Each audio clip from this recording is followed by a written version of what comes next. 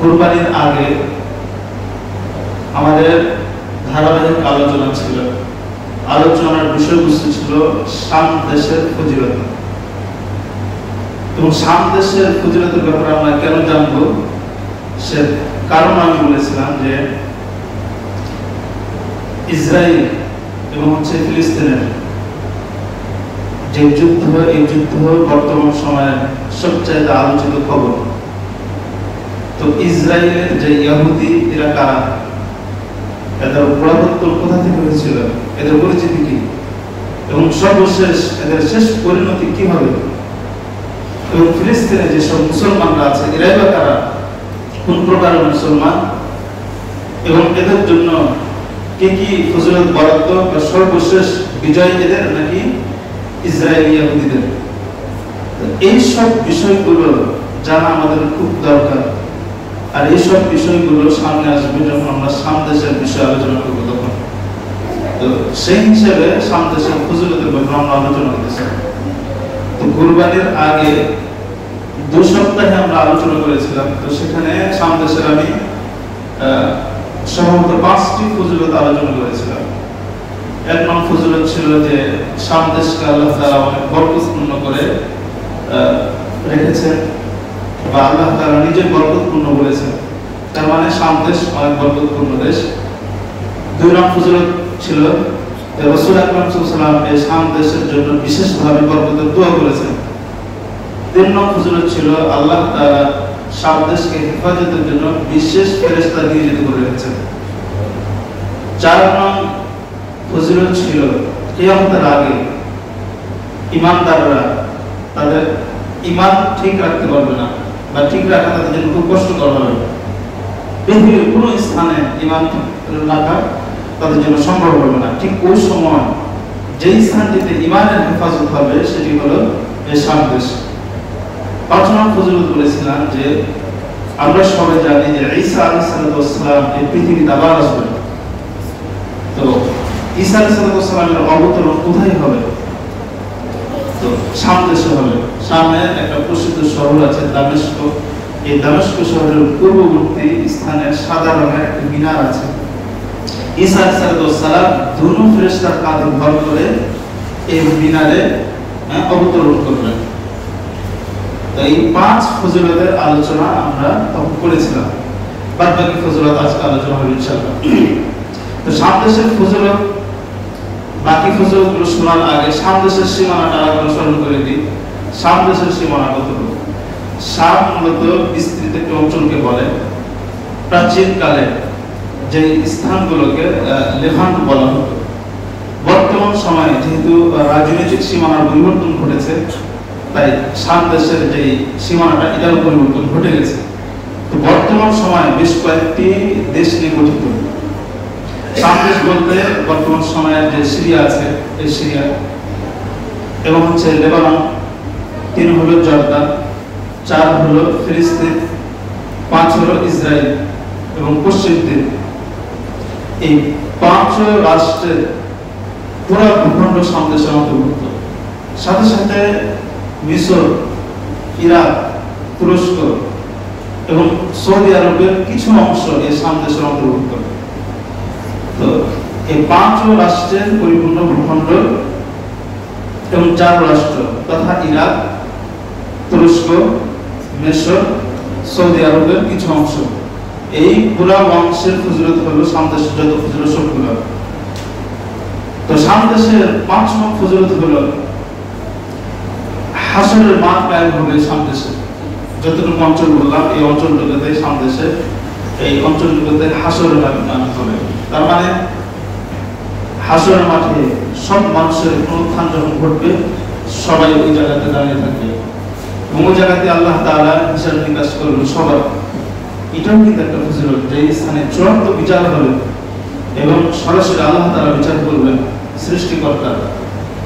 যেই স্থানটিতে সৃষ্টিকর্তা নিজে বিচার করবেন, পৃথিবীর শুরু লগ্ন থেকে শেষ পর্যন্ত তথা আদম সাল্লাল্লাহু আলাইহি ওয়াসাল্লাম থেকে কিয়ামত পর্যন্ত যত মানুষ আসবে সবার, তেমন স্থান তো অবশ্যই দামি হবে। প্রমাণ কি? প্রমাণ হলো সূরা হাসরের 2 নং আয়াত।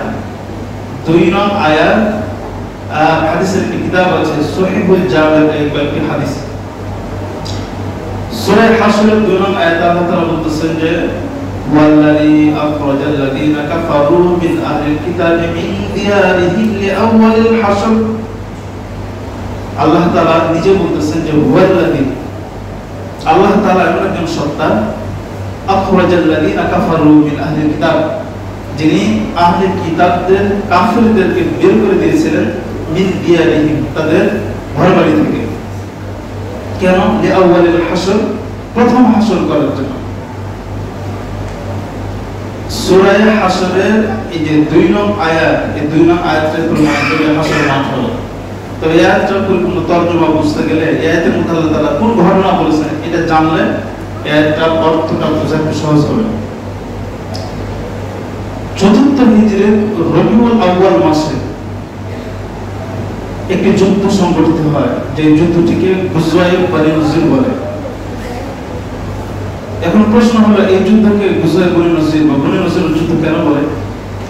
তার উত্তর হলো মদিনার প্রসিদ্ধ কয়েকটি গোত্র, ইহুদি প্রসিদ্ধ বড় বড় গোত্র, তার মধ্যে একটি গোত্র ছিল বনি নজির। মদিনাতে প্রসিদ্ধ 3টি গোত্র ছিল ইহুদিদের। এক হলো বনু কায়নুকা, 2 হলো বনু কুরাইজা, 3 হলো বনু নজির। এই 3 গোত্রের মধ্যে থেকে বনি নজির যে গোত্রটি ছিল বা বনু নজির গোত্রটি, এই গোত্রটি মসজিদে কুবার পূর্ব দিকে বসবাস করত। তো রাসূল আকরাম সাল্লাল্লাহু আলাইহি ওয়াসাল্লাম এবং সাহাবায়ে কেরামদের সাথে যুদ্ধ এই 3য় গোত্র বনু নজির গোত্রের সাথে হয়েছিল। তো যেহেতু বনু নজিরের সাথে যুদ্ধটা হয়েছিল, এজন্য তাদের নাম দিয়ে নামকরণ করা হয়েছে গুজওয়ায়ে বনি নজির বা বনি নজিরের যুদ্ধ। এখন প্রশ্ন হলো যুদ্ধটি কেন হয়েছিল, কারণ কি ছিল? কারণ ছিল যে বনি নজিরের ইহুদিরা আল্লাহর রাসূলের সাথে শান্তি চুক্তি বা নিরাপত্তা চুক্তি যে ছিল সেটি ভঙ্গ করেছিল। রাসূল আকরাম সাল্লাল্লাহু আলাইহি ওয়াসাল্লাম এবং সাহাবায়ে কেরামের মাঝে এবং ওই বনি নজিরের ইহুদিদের মাঝে একটি চুক্তি ছিল যে মুসলমানরা ইহুদিদেরকে মারবে না, কোরআনীদেরকে মারবে না, এরাও তাদের নিরাপত্তা দিবে, তারাও এদেরকে নিরাপত্তা দিবে, এরকম একটি চুক্তি ছিল। তো বনু নজির এরা রাসূল আকরাম সাল্লাল্লাহু আলাইহি ওয়াসাল্লামকে হত্যা করার মতো দুঃসাহস দেখে এই চুক্তির ভঙ্গ করেছিল।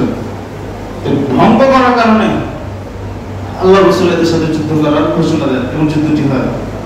কেমন হয়েছিল ভঙ্গের সূরত কেমন? ইসলামের ইতিহাসে দ্বিতীয় সবচেয়ে বড় যুদ্ধ যেটি হয়েছিল সেটার নাম হলো গুজওয়ায়ে উহুদ, যেটি 3য় হিজরিতে হয়েছিল। এই উহুদ যুদ্ধের পরে সৌদি আরবের একটি অঞ্চল নাজ অঞ্চলের একজন সর্বোচ্চ নেতা, নাম তার আবু বারা আমির ইবনে মালিক, ইনি রাসূলের দরবারে আসলেন।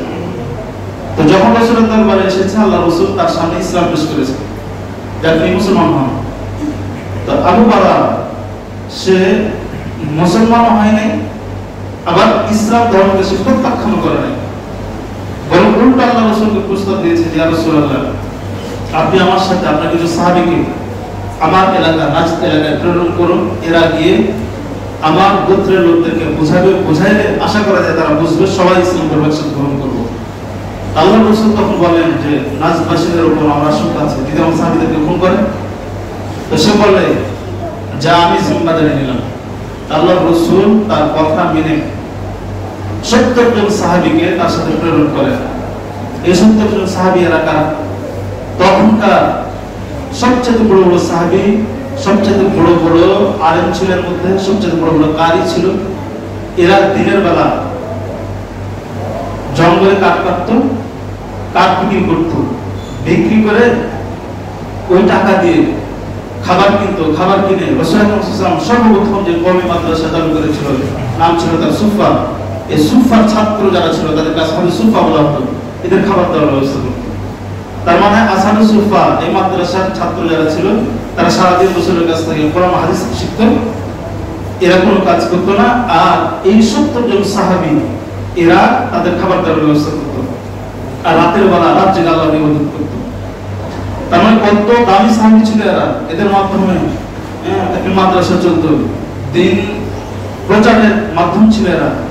আল্লাহর রাসূল এইসব সাহাবীদেরকে ওই আবু বারা আমির ইবনে মালিকের সাথে প্রেরণ করলেন। সাহাবীদেরকে লিডার নির্ধারণ করলেন মুনজির ইবনে আমির রাদিয়াল্লাহু তাআলা কে।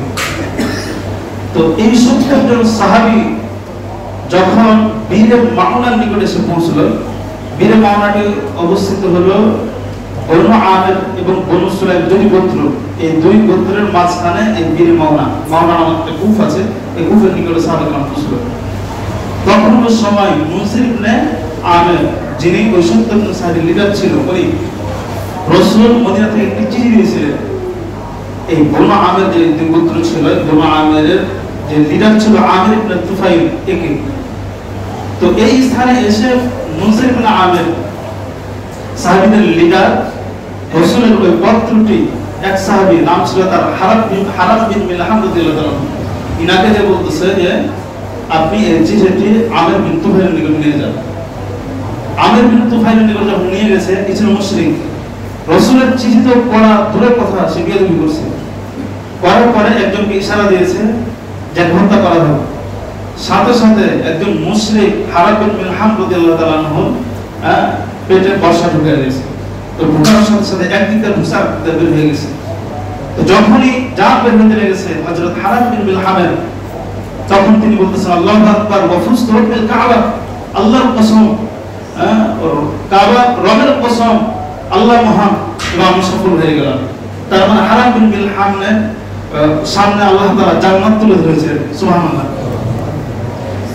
তো আমির বিন তুফাইল এই হারাম বিন মিলহামকে হত্যা করে সে বনু আমির গোত্রের যত লোক ছিল সবাইকে বলতেছে বাকি 69 যে সাহাবী আছে এদেরকে হত্যা করো। তো যেহেতু সর্বোচ্চ নেতা আবু বারা আমির বিন মালিকের তত্ত্বাবধানে এরা এসেছিল, তাই বনু আমিরের লোকজন অস্বীকার করেছিল যে না, আমরা এদের হত্যা করব না। তখন এই আমির বিন তুফাইল এ করেছে কি, বনু সুলাইম গোত্রের লোকদেরকে বলছে তোমরা এদের হত্যা করো। তখন বনু সুলাইমের শাখাতিন গোত্র চারদিক থেকে এই 69 জন সাহাবীকে ঘিরে ফেলল। সাহাবারা যখন দেখলো যে আমাদের কোনো উপায় নেই, তখন এরাও যুদ্ধের প্রস্তুতি নিল। যুদ্ধ শুরু হলো।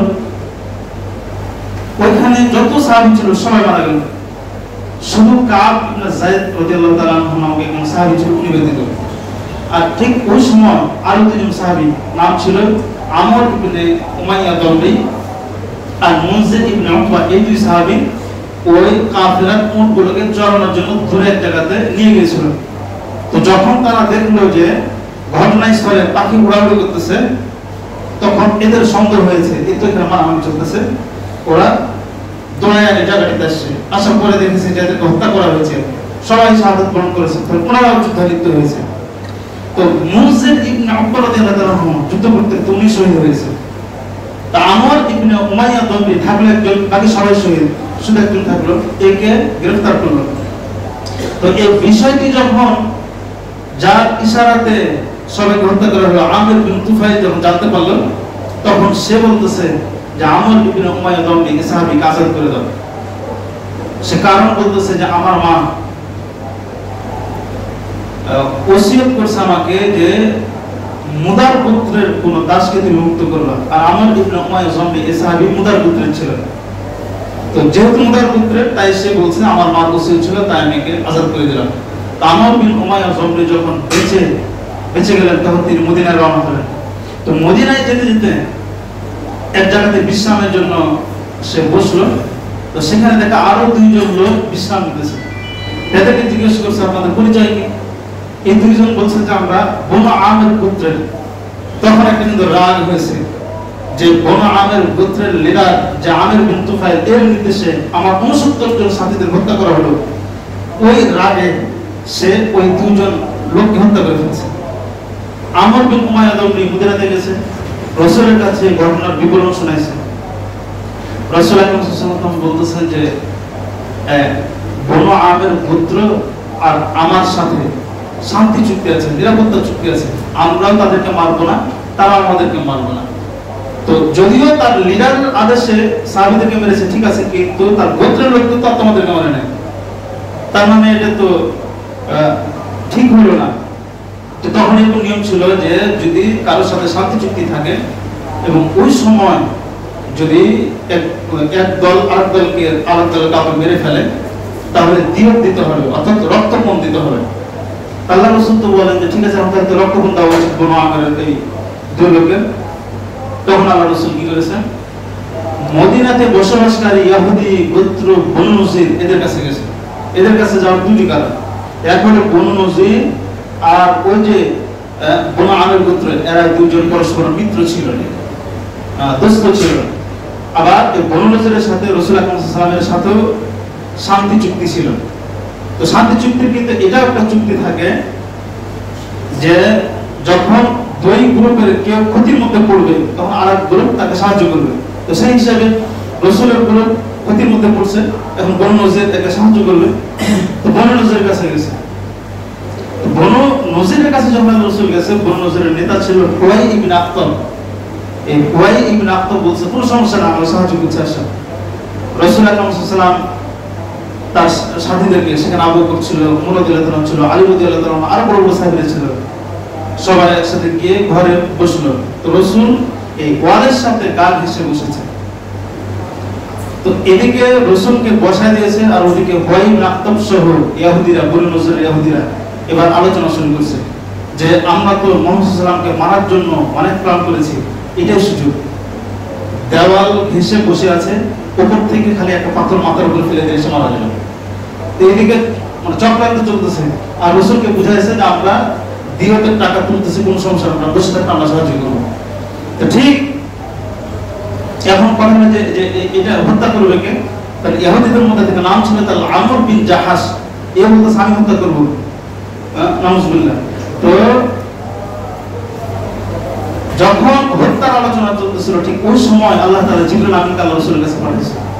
আল্লাহ রাসূলের কাছে জিবরিল আমিন এসে বলতেছে আপনি খুব দ্রুত এখান থেকে উঠে বের হয়ে যান, কোনো কথা বলবেন না, এরা আপনাকে মারার চক্রান্ত করতেছে। তো আল্লাহ রাসূল কোনো কথা বলেন না, সেখান থেকে উঠে একা চলে গেছে। সাহাবায়ে কেরামরা বসা, সাহাবায়ে কেরামরা অনেকক্ষণ বসে থাকলো, দেখলেন যে রাসূল আসলেন না। সাহাবায়ে কেরাম মনে করেছিলেন যে হয়তো রাসূল প্রাকৃতিক কোনো ডাকে সাড়া দিতে গেছে, কিন্তু যখন আসে নাই তখন সমস্ত সাহাবা সেখান থেকে উঠে চলে গেল। মসজিদে নববীর ওখানে গিয়ে দেখে রাসূল আকরাম সাল্লাল্লাহু আলাইহি ওয়াসাল্লাম মসজিদে নববীতে বসা। সাহাবায়ে কেরামদেরকে আল্লাহ রাসূল পুরো ঘটনা বলছে যে এরা আমাকে মারার জন্য চক্রান্ত করছিল। তাহলে এই যে বনু নজির আর রাসূল আকরাম সাল্লাল্লাহু আলাইহি ওয়াসাল্লামের সাথে যে শান্তি চুক্তি ছিল, একজন আরেকজনকে হত্যা করবে না, কিন্তু রাসূলকে হত্যা করার চক্রান্ত করে তারা এই যে চুক্তিটি এটি ভঙ্গ করেছিল, এটাই মূলত বুঝাই বনু নজিরের যুদ্ধের কারণ। তো যখন কারণ হয়ে গেল তখন আল্লাহ রাসূল বলতেছে যে এদের আর ক্ষমা করা যায় না। আল্লাহ রাসূল মুহাম্মদ বিন মাসলামা রাদিয়াল্লাহু তাআলা আনহুকে পয়গাম দিয়ে পাঠালেন যে বনু নজিরকে গিয়ে আপনি বলবেন 10 দিন টাইম, এই 10 দিনের মধ্যে এরা মদিনা ত্যাগ করবে। প্রথমে বনু নজির রাজি হয়ে গেছিল যাওয়ার জন্য, কিন্তু মাঝখানে মুনাফিকদের লিডার আব্দুল্লাহ ইবনে উবাই ইবনে সুলুল সে বলছে যে আপনারা যে জায়গাতে আছেন সেই জায়গাটা রাসূলের জায়গা থেকে বেশি উত্তম জায়গা, আপনারা আছেন উঁচু জায়গাতে, আপনাদের দুর্গ আছে, আপনাদের অর্থ আছে, লোক জনবল আছে। আব্দুল্লাহ ইবনে উবাই ইবনে সুলুল মুনাফিক, সে বলে আমরা সাহায্য করব, মক্কার কুরাইশরা বলছে আমরা সাহায্য করব, আপনারা যাবেন না, যদি যেতে হয় তাহলে মুহাম্মদ যাবেন। তো এই কুপরামর্শের কারণে বনু নজির যেতে তারা রাজি হলো না। আল্লাহ রাসূল নির্ধারিত টাইমে যখন তারা গেল না, তখন ওই সময় এই বুজাই বনু নজির এটি সংগঠিত হয়। রূপ এমন ছিল যে আল্লাহ রাসূল সমস্ত সাহাবীদেরকে নিয়ে গিয়ে ওই তারা যে জায়গাটিতে ছিল মসজিদের পূর্ব দিকে, ওই জায়গাটা পুরোটাই ঘিরে ফেলে তাদেরকে অবরোধ করে ফেলে। তো যখন অবরোধ করে ফেললো, তারা উঁচু জায়গাতে ছিল, উঁচু জায়গা থেকে তারা গাছের আড়ালে, কোনো অনেক খেজুর গাছ ছিল, আঙ্গুরের গাছ ছিল, এই খেজুর আঙ্গুরের গাছের আড়ালে থেকে তারা পাথর নিক্ষেপ করতেছিল মুসলমানদের দিকে, রাসূল সাহাবীদের দিকে।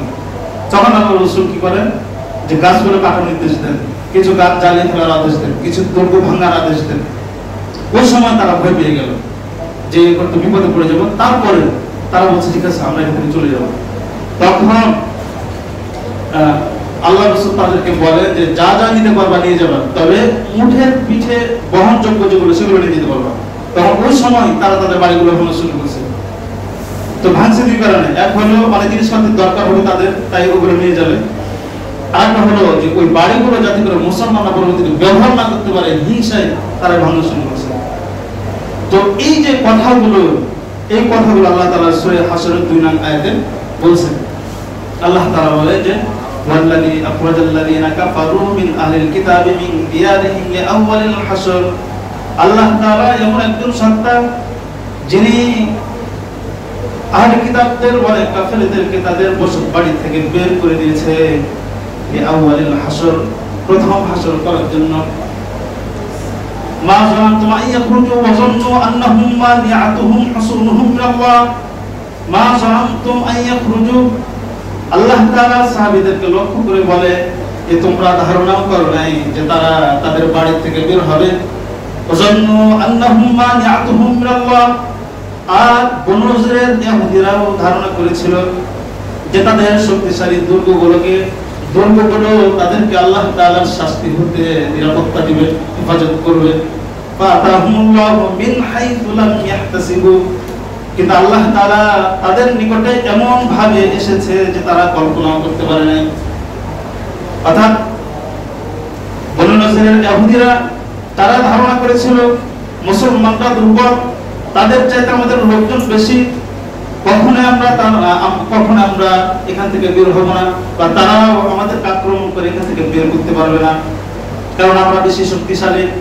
আল্লাহর রাসূলকে আল্লাহ তাআলা বলতেছেন যে তাদের অন্তরে যে ভয়টা ঢুকিয়েছিলাম, এটা আমি ঢুকিয়েছিলাম। অকাদামতি মুরবিহুর রুবাইত্রিবুন, তারা এত শক্তিশালী হওয়ার পরেও মাত্র 6 দিনের যে অবরোধ আপনারা করেছিলেন, সেই অবরোধের কারণে তাদের অন্তরে আমি আল্লাহ তাআলা ভয় ঢুকিয়ে দিয়েছিলাম। এই ভয়টি একমাত্র আমি আল্লাহ তাআলা ঢুকিয়েছিলাম। ফলে আপনারা যে ধারণা করেছিলেন সেই ধারণা বিপরীত হয়েছে, তারাও যে ধারণা করেছিল সেই ধারণা বিপরীত হয়েছে। কারণ তারা ধারণা করেছিল যে আমরা বের হব না, আমরা অনেক শক্তিশালী। আবার মুসলমানরা ধারণা করেছিল তারা বের হবে না, কারণ তারা অনেক শক্তিশালী। কিন্তু আল্লাহ তাআলা তাদের অন্তরে ভয় ঢুকিয়ে দিয়েছিল। ইখরিবুনা বুয়ুতাহুম বিআইদিহিম ওয়া আইদিল মুমিনিন, তারা তাদের ঘর বাড়িগুলো নিজ হাতে এবং মুমিনদের হাতে ধ্বংস করে। ফাআতিবু ইয়া উলিল আবসার, আল্লাহ তাআলা বলে যে এই ঘটনাগুলো থেকে তোমরা যারা আকল সম্পন্ন ব্যক্তি আছো, যারা জ্ঞানী আছো, তারা ইবরাত হাসিল করো, শিক্ষা অর্জন করো। তাহলে আল্লাহ তাআলা এই আয়াতের মধ্যে সব ঘটনাগুলো বর্ণনা করেছেন। তো এই যে ঘটনা, এই ঘটনাগুলি থেকে আমরা কি বুঝলাম যে পরিশেষে হুজুর বনু নজর হয়েছে, তাদেরকে মদিনা থেকে বের করেছে। মদিনা থেকে বের হয়ে ওরা কোথায় গেছিল? এরা বর্তমান যে শামের ফিলিস্তিন আছে, এই ফিলিস্তিনে এসে তারা বসবাস শুরু করে। এই ফিলিস্তিনে যে বসবাস শুরু করলো, আল্লাহ তাআলা আয়াতের মধ্যে বলছে যে আউয়ালুল হাসর, এটা কিন্তু প্রথম জমা। হাসর শব্দের অর্থ হলো জমা, এটা প্রথম জমা, তার মানে দ্বিতীয় জমাও আছে। আল্লাহ তাআলা এই আয়াত দ্বারা বুঝাইতেছে যে এটা প্রথম জমা, দ্বিতীয় জমাটা হাসরের মতো। এই আয়াতের তাফসীরে কুরতুবীর মধ্যে উনি বলছেন যে হাসর শব্দের অর্থ হলো জমা, আর জমা 4 প্রকার। 2 জমা হবে কিয়ামতের আগে, 2 জমা হবে কিয়ামতের পরে। তো 2 জমা কিয়ামতের পূর্বে যেটা হবে সেটা হলো অ্যাক্টিভ হয়ে গেছে। সেটা কি? রাসূল আকরাম সাল্লাল্লাহু আলাইহি ওয়াসাল্লাম মদিনা থেকে বনু নজরের মাধ্যমে বনু নজরের ইহুদিদেরকে বের করে দিয়া ফিলিস্তিনে জমা করছে, এটা একটা হাসর, একটা জমা। আরেকটা জমা হলো কিয়ামতের বড় বড় আলামত, যে আমি আগে বলছিলাম যে কিয়ামতের আগ মুহূর্তে ইয়ামানের প্রসিদ্ধ শহর হাজরা মউতের দিক থেকে একটা আগুন বের হবে। সে আগুন সব মানুষের পেছনে দৌড়াবে, পেছনে দাঁড়ায় সমস্ত মানুষকে এক জায়গাতে জমা করবে। এটা একটা হাসর, এটা একটা জমা। আরেকটা হলো মৃত্যুর পরে কবর থেকে সবাইকে এক জায়গাতে জমা করবে, এটা একটা। আরেকটা হলো যে হিসাবের পরে কিছু মানুষকে আল্লাহ তাআলা জান্নাতের মধ্যে জমা করবেন, কিছু মানুষকে আল্লাহ তাআলা জাহান্নামের মধ্যে জমা করবেন, এটা একটা জমা। এই 4 জমার মধ্যে থেকে প্রথম জমা যেটা একত্রিতকরণ, সেটি কিন্তু হয়ে গেছে রাসূলের জামানায়। দ্বিতীয় জমা যেটা দুনিয়াতে হবে, এটা কিয়ামতের আগ মুহূর্তে হবে। আর কিয়ামতের পরবর্তীতে 2 জমা, 2 একত্রিতকরণ, এটা হবে হিসাবের জন্য একবার জমা, আর একটা হলো জান্নাত বা জাহান্নামে একত্রিত করবে। তো এই 3 জমা বাদ আছে। 3 জমার মধ্যে থেকে তো জান্নাত জাহান্নামের মধ্যে আলাদা জমা, এটা তো হাসরের মাঠে এটা হবে না। আবার কিয়ামতের আগ মুহূর্তে যে জমাটা হবে সেটা কিন্তু হাদিসের মধ্যে উল্লেখ নেই স্পষ্ট ভাবে যে সেটা একবারে সামদেশে হবে, এটাও কিন্তু নাই। তাহলে আর একটি জমা বাকি থাকছে, সেটি হলো যে হাসরের মাঠে যে জমাটা হবে সেটি। তার মানে চূড়ান্ত হয়ে যেতেছে যে 4 জমার মধ্যে থেকে 2 জমা যেটি হবে সেটা হলো এই শাম দেশে ফিলিস্তিনে হবে। সুতরাং প্রথম জমা যেটা আল্লাহ রাসূল করেছেন, আর দ্বিতীয় জমা যেটা আল্লাহ তাআলা কিয়ামতের দিন হাশরের মাঠে সমস্ত মানুষকে কবর থেকে জীবিত করে এই বাইতুল মুকাদ্দাসের যে জায়গাটি থেকে শাম দেশে এখানে নিয়ে যাবে, যে মানুষের হিসাব শুরু করবে। তাহলে এই আয়াত থেকে কিন্তু আমরা এটা বুঝতে পারলাম। সহিহুল জামে হাদিসের একটি কিতাব আছে, এই কিতাবে 3726 নং হাদিস। এই হাদিস থেকে বুঝে আসে হযরত আবু যর গিফারী রাদিয়াল্লাহু তাআলা বলেন, আল্লাহর রাসূল ইরশাদ ফরমান, আল আরব আশামু আরদুল মাহশার ওয়াল মানশার, যে শাম দেশের যত জায়গা, এই জায়গাটি মানুষের একত্রিত হওয়ার স্থান হবে এবং পুনরুত্থানের স্থান হবে, অর্থাৎ হিসাব নিকাশের স্থান হবে। তাহলে হাদিস থেকে স্পষ্টভাবে বুঝে আসে এই শাম দেশটি হাশরের মাঠ হবে, হাশরের হিসাব নিকাশের মাঠ হবে। তাহলে সূরাতুল হাশরের 2 নং আয়াত এবং সহিহুল জামে এই কিতাবের 3726 নং হাদিস দ্বারা আমরা বুঝতে পারলাম যে হাশর হবে শাম দেশে, তথা সিরিয়া, লেবানন, জর্দান, ফিলিস্তিন, ইসরায়েল, এই পুরা 5 রাষ্ট্রের যত ভূখণ্ড আছে, ভূখণ্ডে মিশর, ইরাক, সৌদি আরব এবং তুরস্কের একটি অংশে, এই সব জায়গাটুকুতে হাশরের মাঠে সেদিন বিচার হবে। তাহলে হাশরের মাঠ যে জায়গাটিতে হবে সেই জায়গাটা অবশ্যই দামি। তাহলে এই দাম দ্বারা শাম দেশের 6 নং ফজিলত আমরা পেলাম। এবং আয়াত থেকে আমরা আরো কিছু জিনিস পেয়ে গেলাম। কেমন জিনিস পেলাম? আল্লাহ তাআলা এই বনু নজিরের ঘটনা বলতে গিয়ে বলছে, এই বনু নজিরের ইহুদিরা অনেক শক্তিশালী ছিল, তারপর এবং তাদের সংখ্যা বেশি ছিল, মুসলমানদের সংখ্যা কম ছিল, মুসলমানরা দুর্বল ছিল, কিন্তু তারপরেও তারা মুসলমানদের অবরোধের সামনে তারা টিকতে পারে না। এর দ্বারা আল্লাহ এটি বুঝিয়েছে, বাতিল শক্তি যতই শক্তিশালী হোক না কেন এবং ইহুদিরা যুগে যুগে যত শক্তিশালী হোক না কেন, এবং এর বিপরীতে যে মুসলমানরা থাকবে, এরা যতই সংখ্যায় কম থাক না কেন, যতই দুর্বল হোক না কেন, বাতিল পক্ষ কখনো মুসলমানদের সামনে টিকতে পারবে না। সুতরাং এর থেকে ইসরায়েলের যে ইহুদিদের শেষ পরিণতি কিন্তু বোঝা যায়, ইসরায়েলের ইহুদিরা যতই শক্তিশালী হোক না কেন এবং তাদের মেধা যতই শক্তিশালী হোক না কেন, যে মেধার কারণে তারা সারা পৃথিবীকে হাতের মুঠোয় নিয়েছে, তারপরেও শেষ পরিণতি এমন হবে, কিয়ামতের আগ মুহূর্তে যখন গাজার যে হামাস যোদ্ধারা আছে, যখন তাদেরকে চূড়ান্তভাবে আক্রমণ করবে, আল্লাহ তাআলা বনু নজিরের গোত্রের ইহুদিদের অন্তরে যেভাবে ভয় ঢুকিয়েছিল, আল্লাহ সেভাবে ভয় ঢুকাবে। এবং সেই দিন যেভাবে গুজরায় বনু নজিরের পরাজিত হয়েছিল এবং এরা যেভাবে নিজ জায়গা থেকে বিতাড়িত হয়েছিল, ঠিক তেমনি ভাবে ইসরায়েলের কোনো ইহুদি সেখানে টিকতে পারবে না, এরা বিতাড়িত হয়ে লাঞ্ছিত সেখান থেকে পালাবে ইনশাআল্লাহ। তাহলে এই আয়াত থেকে কিন্তু ইসরায়েলের ইহুদিদের শেষ পরিণতির আভাস আমরা পেয়ে গেলাম। আল্লাহ তাআলা বলেন, ওয়াকাযা ফি কুলুবিহিমুর রু'বা, আল্লাহ তাআলা এদের অন্তরে ভয় ঢুকিয়েছিলাম, এভাবে ভয় ঢুকাবো। ইসরায়েলের ইহুদিদের অন্তরে প্রচুর ভয় না হলে তাদের বিপরীতে যখন কোন পরাশক্তি দেখে তখন তারা সেখানে আক্রমণ করে। ইরানকে তারা সবচেয়ে বড় পরাশক্তি মনে করে, এই জন্য ইরানের উপর হামলা। পাল্টা ইরান যখন হামলা করেছে তখন সেটা সহ্য করার ক্ষমতা তাদের হইতেছে না। এরা তো ভিমরুলের গায়ে হাত দিয়েছে। ইরান তো অনেক শক্তিশালী। ইরান যেভাবে জেগেছে এবং যেভাবে অনড় হয়ে আছে, সারা বিশ্বের মুসলমান এক হয়ে যদি অনড় হয়, ইসরায়েলের যত ইহুদি আছে সব দুমড়ে মুচড়ে যাবে। ইসরায়েলের ইহুদি খুব খারাপ। 135 খ্রিস্টাব্দে, অনেক আগে, এখন কত চলছে 2025, 135 বা 126 খ্রিস্টাব্দে এই ইসরায়েল যে ইহুদিরা, এরা কিন্তু ফিলিস্তিনে আগে বসবাস করতো। রোমেরা এদের কুকর্মের কারণে এদেরকে বিতাড়িত করেছিল। এর আগে তাদের স্বামী ছিল, এই বিতাড়িত হওয়ার পরে এরা যায় ওই সৌদি আরবে বসবাস শুরু করেছিল। আবার সৌদি আরব থেকে আল্লাহ রাসূল এদেরকে বিতাড়িত করেছিল একবার।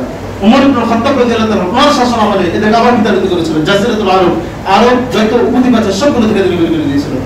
তখন এরা সবাই কিছু আছে খাইবার এসে বসবাস শুরু করেছিল, কিছু সামনে, হ্যাঁ, আবার ওই তখন থেকে এরা বসবাস করতেছে। আবার এদেরকে হিটলার কিন্তু তাদের জায়গা থেকে ইউরোপ কান্ট্রি থেকে বের করে দিয়েছিল।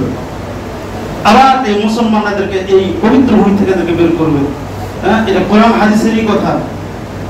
তাহলে এই আয়াত থেকে আমরা ইসরায়েলের ইহুদিদের শেষ পরিণতি কিছুটা পেয়ে গেলাম। শাম দেশের 6 নং ফজিলত আমরা পেলাম। শাম দেশের 7 নং ফজিলত হলো কিয়ামতের আগে কাফের এবং মুসলমানদের মাঝে একটা যুদ্ধ হবে। সেই যুদ্ধে মুসলমানদের তাবু যেখানে থাকবে সেটা হবে দামেস্কের নিকটবর্তী একটি জায়গা থাকবে, নাম তার হলো ভুতা। এই ভুতা নামক শহরে মুসলমানদের তাবু থাকবে। হাদিসের কিতাব আছে সুনান আবি দাউদ, এই কিতাবে 4298 নং হাদিস। হযরত আবু দারদা রাদিয়াল্লাহু তাআলা আনহু বলেন, ইন্না ফুসতাতাল মুসলিমিনা ইয়াওমাল মালহামাতি বিল গুতা। আল্লাহর রাসূল ইরশাদ ফরমান, ইন্না ফুসতাতাল মুসলিমিনা ইয়াওমাল মালহামা, মালহামার দিন মুসলমানদের যে তাবু হবে যে স্থানটিতে, সেই স্থানটি হলো ইয়াউমাল মালহামা, মানে মালহামার দিন মুসলমানদের যে তাবু হবে যে স্থানটি, সেই স্থানটি হলো গুতা নামক স্থানে। মালহামা কি? মালহামার শাব্দিক অর্থ হলো বড় যুদ্ধ। কিয়ামতের আগ মুহূর্তে মুসলমান এবং কাফেরদের মাঝে বড় একটি যুদ্ধ হবে। সেই যুদ্ধে মুসলমানদের তাবু যে স্থানটিতে থাকবে সেই স্থানটির নাম হলো গুতা। يقال لها من إلى جانب مدينة يقال لها دمشق من خير مدائن الشام। আল্লাহর রাসূল গোতা নামক স্থানের পরিচয় দিয়েছে।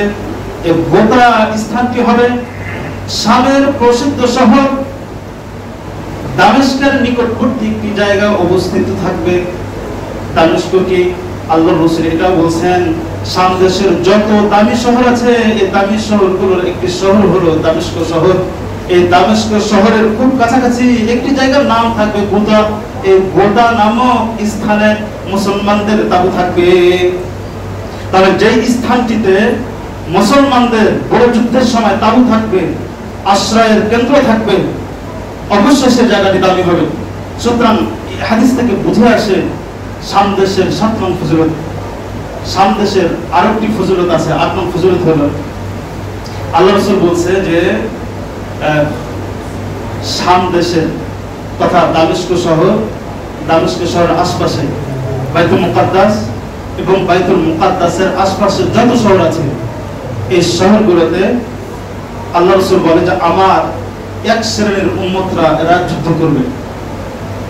এরা যে যুদ্ধ করবে এদের ফজিলত বলা হয়েছে আল্লাহ রাসূল যে এরা যুদ্ধ করবে, এদেরকে মানুষেরাও সাহায্য করবে, আল্লাহ তাআলাও সাহায্য করবে এবং এরা হক প্রতিষ্ঠার জন্য যুদ্ধ করবে। আল্লাহ রাসূল এই কথাগুলো বলছেন। তার মানে শাম দেশে যারা যুদ্ধ করবে এদের নিয়ত খুব পাকা। এরা শুধুমাত্র আল্লাহ তাআলার দ্বীন উঁচু করার জন্য, আল্লাহ তাআলার ঝান্ডা উঁচু করার জন্য এরা যুদ্ধ করবে এবং এরা যে যুদ্ধ করবে এদেরকে আল্লাহ তাআলা সাহায্য করবে, মানুষেরাও সাহায্য করবে এবং এদেরকে কখনো কোনো জিনিস, বাতিল জিনিস এদেরকে গ্রাস করতে পারবে না। কিয়ামত পর্যন্ত হকের উপর অটল থাকবে, এদের কেউ পরাজিত করতে পারবে না। তো যেহেতু সময় কম, আমি শুধু সংক্ষেপ আকারে বলি যে এই যে বাইতুল মুকাদ্দাস এবং দামেস্কের শহর আশপাশে কারা যুদ্ধ করতেছে, হামাস যোদ্ধা, তারাই তো যুদ্ধ করতেছে, এরাই। তার মানে এদেরকে সাহায্য করার ওয়াদা আল্লাহ তাআলা করেছে। আল্লাহ এটা বলছে যারা কিয়ামত পর্যন্ত এদেরকে পরাজিত করতে পারবে না। এটাও বলছে যে এরা সবসময় হকের উপর অটল থাকবে, কোনো বাতিল এদের কোনো গ্রাস করতে পারবে না। তাই তো কুরবানির কিছুদিন আগে হামাসের যোদ্ধার সংখ্যা খুবই কম। এদেরকে ইসরায়েলের যে বিনিয়ামিন নেতানিয়াহু আছে সে $300 মিলিয়ন অফার করেছিল যে যত অস্ত্র আছে জমা দিয়ে দাও, $300 মিলিয়ন দিয়ে সহিংসা জীবনযাপন করো, আরাম-আয়েশের জিন্দগি যাপন করো। এরা ওদের এই প্রস্তাবে লাথি মেরেছে। এরা চাইলে কিন্তু টাকা গ্রহণ করতে পারতো, এরা দামি রাষ্ট্রে গিয়ে ভালো জীবনযাপন করতে পারতো, কিন্তু তারা গ্রহণ করে নাই। তাহলে এই যে আল্লাহর রাসূল যে বলছে যে এরা সবসময় হকের উপর থাকবে, এরা দিন প্রতিষ্ঠার জন্য যুদ্ধ করবে, আল্লাহ তাকে সাহায্য করবে। তার প্রমাণ হলো এই যে হামাসের যোদ্ধারা টাকা না নেওয়া। তাহলে আমরা 8 নং ফজিলত পেলাম যে শাম দেশের যে যোদ্ধারা থাকবে এরা হক প্রতিষ্ঠা করবে, আল্লাহ এদেরকে সাহায্য করবে, মানুষেরা এদেরকে সাহায্য করবে, এবং হচ্ছে এদেরকে বাতিল কখনো গ্রাস করতে পারবে না। এই যে 8 নং ফজিলতটা বললাম, এগুলোর অনেক হাদিস আছে, হাদিস আরো অনেক কথা আছে, আমরা সামনের সপ্তাহে আলোচনা করবো ইনশাআল্লাহ। তাহলে আমরা আজকের আলোচনা থেকে কি শিখলাম? আজকের আলোচনায় মৌলিকভাবে আমরা 2টি জিনিস জানলাম, যে শাম যে ভূখণ্ড আছে এর পরে ফজিলত। তো 6 নং ফজিলত হলো এই শাম দেশে আমাদের বিচার কায়েম হবে, হাসরের মাঠ হবে, এবং এই বিচারে এটি জানতে গিয়ে আমরা ইহুদিদের শেষ পরিণতির কথা আমরা জানলাম সূরা হাসরের 2 নং আয়াত দিয়ে। আর 7 নং ফজিলত জানলাম যে কিয়ামতের আগ মুহূর্তে মুসলমান এবং কাফেরদের মাঝে একটি যুদ্ধ হবে, এই যুদ্ধে তাবু থাকবে এই শাম দেশে।